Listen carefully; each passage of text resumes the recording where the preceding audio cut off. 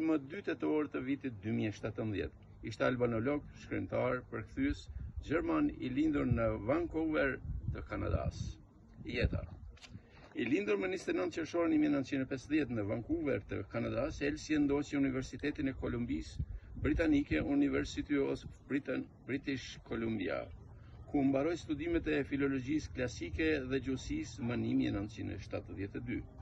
Po në atë vit, ai shkoi në Europë me një bursë studimesh, ku në vitet në vijim vazhdoi studimet e larta në Universitetin e Lirë të Berlinit Perëndimor, në shkollën praktike të studimeve të larta në Paris, në Advenard në Irlandë dhe në Universitetin e Bonnit, ku mbrojti doktoraturën në vitin 1978.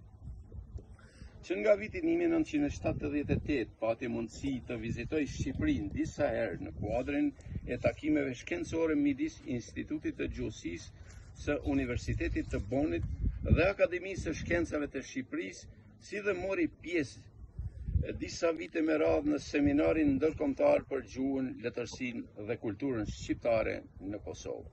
Pas studimeve universitare ai punoi në Ministrinë e Punëve të Jashtme gjermane në Bonn dhe nga 2002 deri në 2013 për Tribunalin e Hagës, në veçanti si përkthyes në disa raste duke përfshirë gjykimin e Slobodan Miloševićit.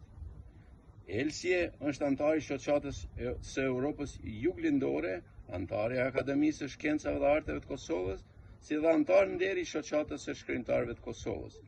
Ai u nda nga jeta më 2 tetor të vitit 2017, duke lënë amanet që trupi i tij të prehej pikërisht këtu në këtë vend në theth të Shqipërisë.